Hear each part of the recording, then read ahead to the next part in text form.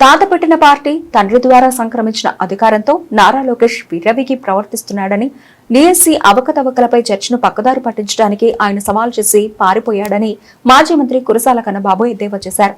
Tadepalli party కేంద్ర కార్యాలయంలో ఆయన మీడియాతో మాట్లాడుతూ, కాపు యువకుడు కాది సాయకృష్ణను విజయవాడ నడిబొడ్డున కృష్ణలంక పోలీస్ స్టేషన్లో లాకప్ డెత్ చేసి చంపేస్తే దానికి సమాధానం చెప్పకుండా ప్రభుత్వం ఎల్లో మీడియా హోంమంత్రి మేకప్ గురించి మాట్లాడుతోందని విమర్శించారు. హోంమంత్రి మేకప్ కి ఉన్న విలువ బిడ్డను కోల్పోయిన తల్లి కడుపు కోతకు లేదా అని మాజీ మంత్రి కురసాల కన్నబాబు ప్రశ్నించారు. ఈ డిఎస్సీ వచ్చిందనుకోండి, ఇంకోటి ఏదో తీస్తారు బయటికి. ఇప్పుడు లాకప్ డెత్ వచ్చింది కదా, లాకప్ డెత్ జరిగి కనీసం బాడీని కూడా కనపడనివ్వలేదని గొడవ జరుగుతుంటే లాకప్ డెత్ను పక్కన పెట్టి మేకప్ మీద నడిపిస్తున్నారు డిస్కషన్ అంతా. అసలు చంద్రబాబు నాయుడుకి ఉన్న టెక్నిక్స్ దేశంలో ఎవరికి ఉండవు. అసలు ఈ రాష్ట్రంలో శాంతి భద్రతలకే పెద్ద ప్రశ్నార్థకమైన సంఘటన రాజధానిగా భావించే అమరావతి పక్కనే ఉన్న విజయవాడలో కృష్ణలంక పోలీస్ స్టేషన్లో ఒక సంఘటన జరిగిందని చెప్తే ఇవాళ వరకు జరిగిందో లేదో చెప్పడానికి ఆ రాష్ట్ర ప్రభుత్వం కానీ దాని ప్రభుత్వంలో ఆ శాఖ నిర్వహిస్తున్న మంత్రి గారు కానీ ఇంతవరకు రెస్పాండ్ కాలే. హైకోర్టుకి వెళ్తే హైకోర్టు ఆదేశించింది తప్ప,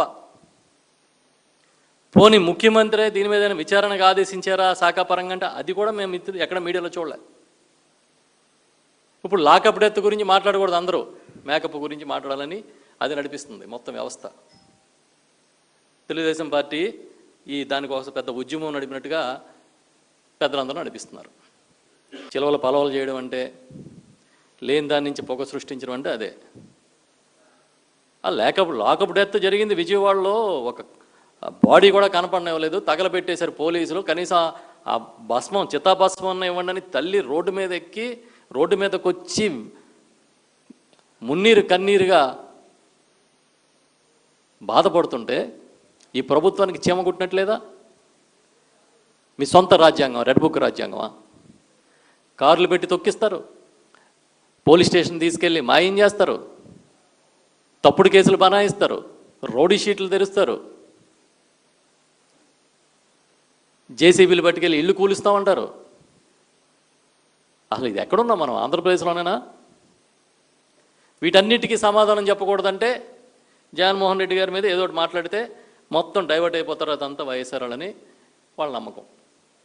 మేమైతే చెప్తున్నాం, ప్రధాన ప్రతిపక్షంగా ఎట్టి పరిస్థితుల్లో మేము మిమ్మల్ని మీరు చేసే తప్పుల్ని ఎండగడుతూనే ఉంటాం.